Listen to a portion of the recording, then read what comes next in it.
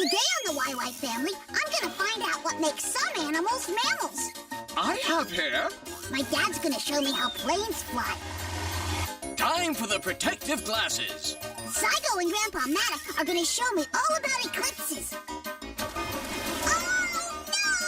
The ocean wrecked my sandcastle! And I'm gonna find out about high tides and low tides. And Uncle Micro is gonna show me how our ears work. Oh, I can hardly wait! Come along with me and meet the smartest family in all the town. The YY family. Mom can make it plain to see that what goes up eventually comes down. The YY family. Come and meet the YY family. We got a lot of real know-how. Grandpa knows a lot about flying. Ask him and he'll show you now. Why do airplanes fly? When I land, I'll tell you why. Meanwhile, there's a dragon making some kind of a potion in a vat. The YY family. And Grandma's no stranger. She can teach you all the dangers found in that. The YY family. Next is a mechanical marvel. Why? I know a copy kind of guy. Maybe he can show you the answer now. If you want to take a look inside. Everybody's in a lather. Rushing, wondering what's the matter. Every person here's a cry. He rushes to the baby side. What's the deal? What could it be? Just on the YY family. Hey, the questions that you have are not too serious. The animals and plants are not so mysterious, so have no fear.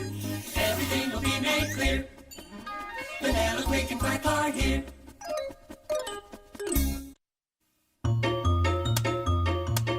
There. It's a perfect clubhouse. I love it. So, what kind of club are you gonna have? A science club? A kids club? A kids and birds club? A club for all the pets in the world.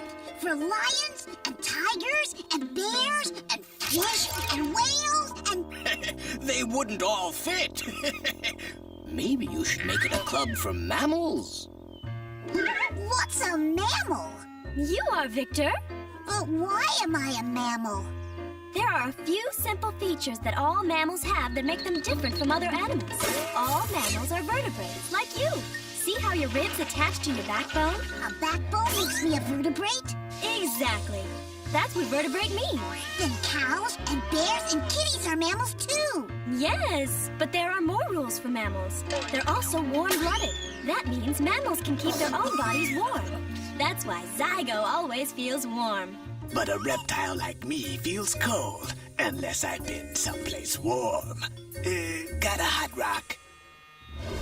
Then I must be a mammal. I'm a vertebrate, and you can't get any warmer-blooded than me. No, you get warm from the sun or other warmth, but not from your insides. We're warm-blooded. And we're vertebrates. Sorry, guys, but mammals also have fur, not feathers. Does head hair count? Absolutely. Head hair or any hair on our bodies counts as fur. I have hair. I can join. You had hair. Sorry, Basalt. You have scales, not fur. Okay, but wait 1 second. Oh, look! A dolphin from my mammal clubhouse! Dolphins are slippery and smooth, not furry or hairy, and they swim. I look silly in long hair, but I do have hair. It's just hard to see. That makes me a mammal, not a fish. Okay, let's see if I've got this straight. All mammals are vertebrates, are warm-blooded, and have hair. There's one more rule. All female mammals can produce milk for their babies.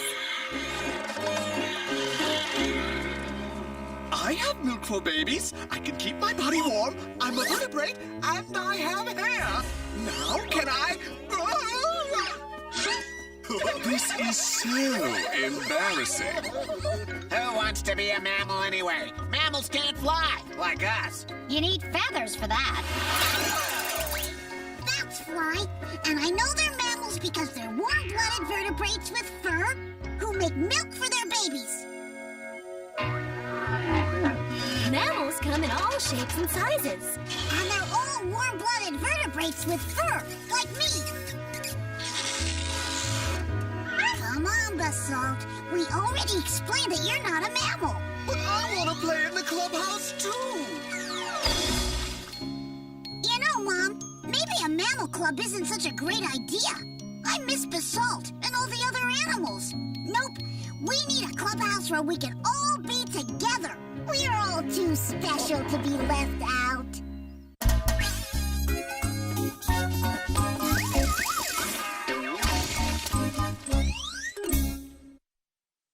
How does it do this? How does it do that? Max is the one with the electronic knack.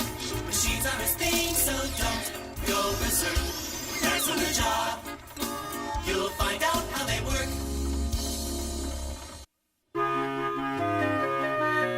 Now for a test flight. Wow! Look at it go! Say, Dad, how do airplanes fly? Let's go find out. In order for an airplane to fly, the first thing it needs is... A pilot! Well, yeah, but it also needs a force called thrust. Thrust! Yep, take a look at this. You're gonna fly a power drill? Not exactly. You see how this drill bores into the wood? Well, an airplane propeller bores into the air the same way and pulls the plane along with it. So thrust moves the plane forward? You got it.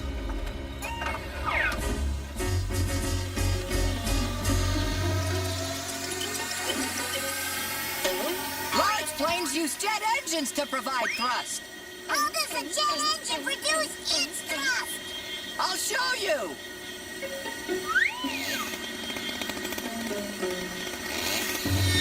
Here we go. Wow! Great trick, Dad! Now the air is pulled into the front of the engine by huge fan blades. It mixes with the engine fuel, which burns and heats the air. The hot air passes out of the engine with enough thrust to push the plane forward at high speeds. So, instead of pulling the plane like a propeller, the jet pushes it. Excuse me, are you the clown that did this to my plane? Yes, I was demonstrating thrust. I see. Allow me to demonstrate thrust. Cool, Dad! Thanks to thrust, you're flying! Not exactly. An airplane needs another force to fly. It's called lift, and it's produced by the movement of the air under the plane's wings. A plane's wing is curved, so the air passing above the wing moves faster than the air below it.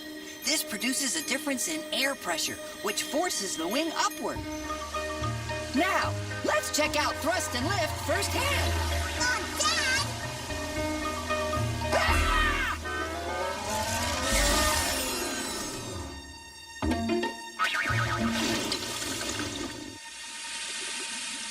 I don't think our thrust produced enough lift! There, much better.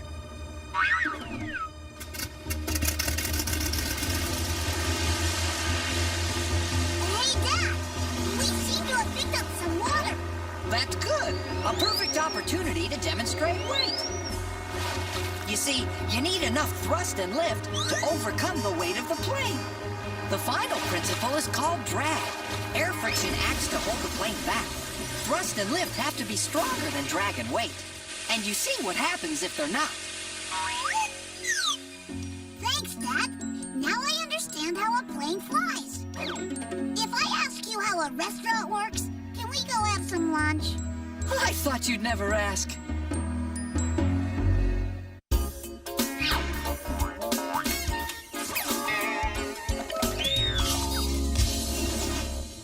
Who has all the answers about the sun and moon and stars? That would be Zygo and Magic. Who can tell us all about the atmosphere and Mars? That would be Zygo and Magic. Pick a spot in outer space, they've been all around the place. Zygo and Magic, here they come.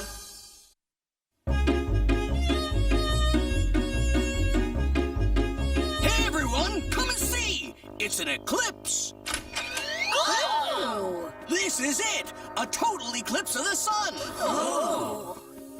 Incidentally, kids, you should never look directly at the sun. To protect our eyes, we YYs have taken the special precaution of being cartoon characters. But what is an eclipse? A solar eclipse, what we're seeing now, is when the moon passes in front of the sun, covering it up. Wow! Zygo, time for the protective glasses. Ordinary sunglasses won't do, folks. Wow! Now the sun is hidden behind the moon, just like Zygo is hidden behind me. Ha! I bet the sun has a better view. How can the moon cover up the sun? I thought the sun was a kajillion times bigger. Well, actually, the sun is 400 times larger than the moon, but it's also 400 times farther away, which is why it appears to be almost as large as the sun and can cover it up. Just like I can cover up Uncle Scopo with my thumb. Wow, a giant thumb. Help! I'm being smushed. Exactly. And now that we know how eclipses look on Earth, let's go see what we can learn about them in space.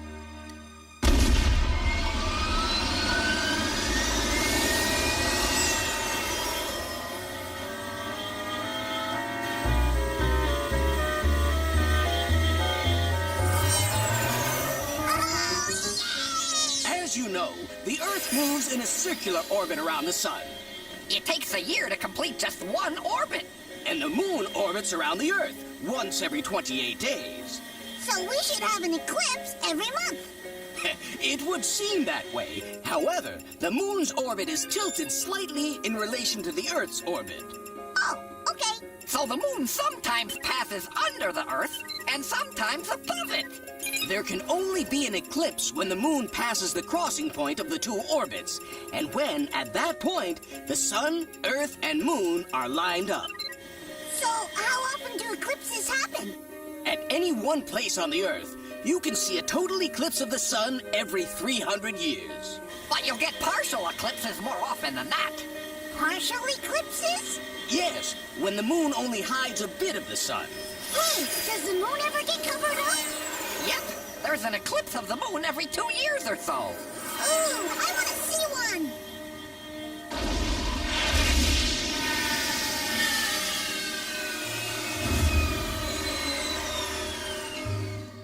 Here we go!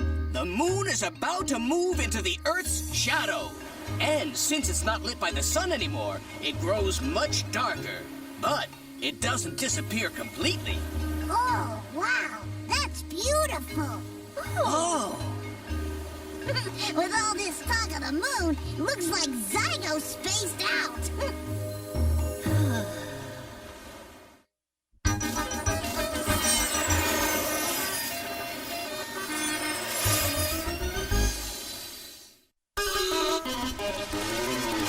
Have you ever wondered why the salty ocean's lightning thunder? What the earth is like down under? Why there's wind and snow and rain?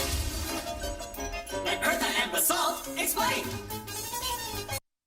Oh boy, this is gonna be the best sandcastle ever! Alright, presenting Fort Victor YY! Oh no! Mom! The ocean wrecked my sandcastle! The water was all the way down there when I started, but then it came all the way up here and smashed my sandcastle into a million bits, and why did it do that? Sounds like you found out the hard way about tides. What are tides? Come with me, dear. Here at the edge of the ocean, you can see the level of the water go up and down. These changes in the level are called tides. Now, when the water reaches its highest level, that's called high tide. When the water is at its lowest level, that's low tide. Each day, there are 2 high tides and 2 low tides. Okay, I feel better now that I know the ocean wasn't picking on me. But what causes the tides? Well, it's quite simple, Victor, dear. The moon causes the sea to go up and down. Well, what does it do? Suck up the sea? Okay, so maybe it's not that simple. Let's start at the beginning. The Earth pulls everything towards its center. That's called gravity. Gravity is the reason everything, including the oceans, stays on the Earth. Can you imagine what would happen if gravity didn't exist? Everything would float all over the place. Right. So, we're lucky there's gravity. Lucky, she calls it. Now, the moon also has gravity, which means it pulls things towards its center. So, how come we're not being pulled up to the moon? Because The Earth is much larger than the Moon, so its gravitational pull is much stronger than the Moon's. But the Moon does pull on the Earth, and that's what causes tides. When a large area of the ocean is within the Moon's reach, it feels its pull. A huge bulge forms. I bet that's high tide. You're right, dear.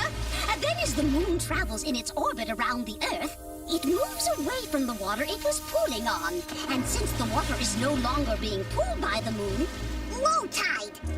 Hey, the sun's bigger than the Earth or the Moon. Does it have anything to do with tides? yes, it does. The sun is a lot farther away than the Moon, so it doesn't have as much of an effect on tides. But if the sun and the Moon are lined up, then the high tides are higher and the low tides are lower. The tides vary from one region to the other. Keep an eye on the tide. It's often faster than you think. I'm wet!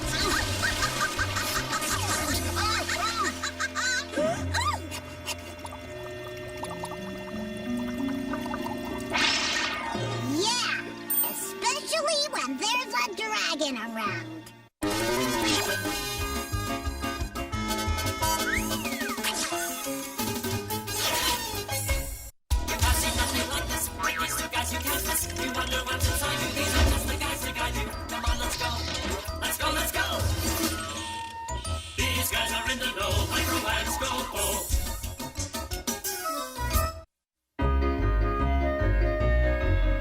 Victor, take it easy with those things. I'm trying to take a nap.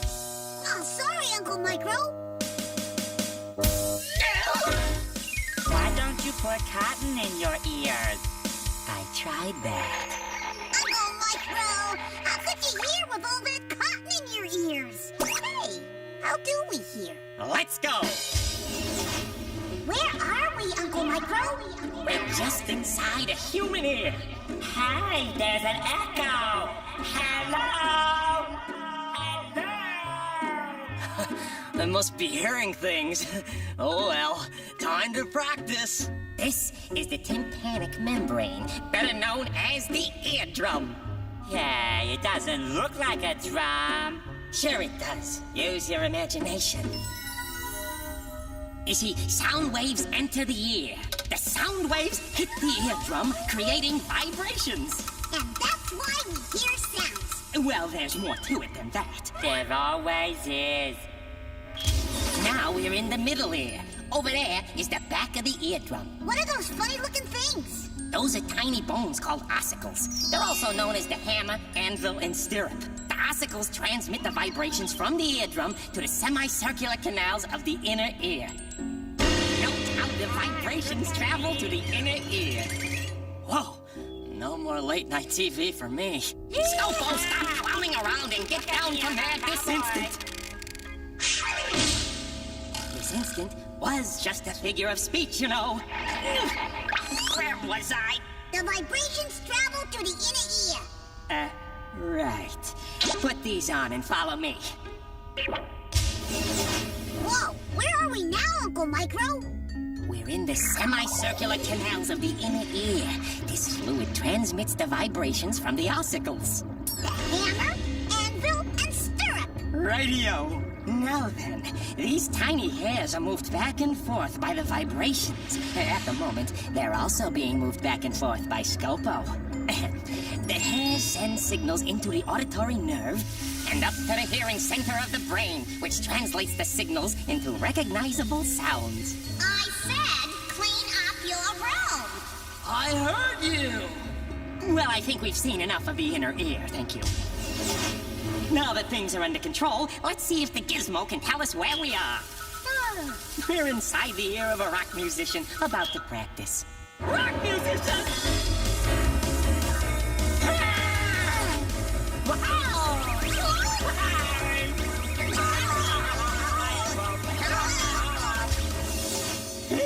That was close. Whew, that was fun. Let's do it again.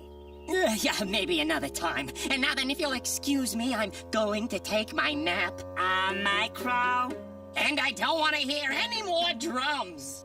Pod Pod Micro.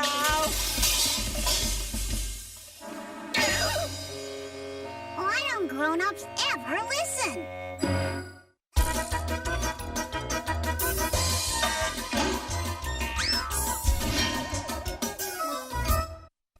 Well, Victor, what'd you learn today? Oh, tons of neat stuff. I learned that some animals are mammals. The warm-blooded vertebrates with fur that make milk for their babies. Does head hair count? Absolutely. I learned that a plane's wings create lift, and a plane's engine creates thrust, and that's how it flies. I learned that the moon gets in front of the sun and causes a solar eclipse. Incidentally, kids, you should never look directly at the sun. And the moon also causes high tides and low tides, because its gravity pulls on the Earth. Hey, that moon really gets around. Ha! I bet the sun has a better view. Sounds like a pretty big day. It was, but he still had plenty of questions left for next time.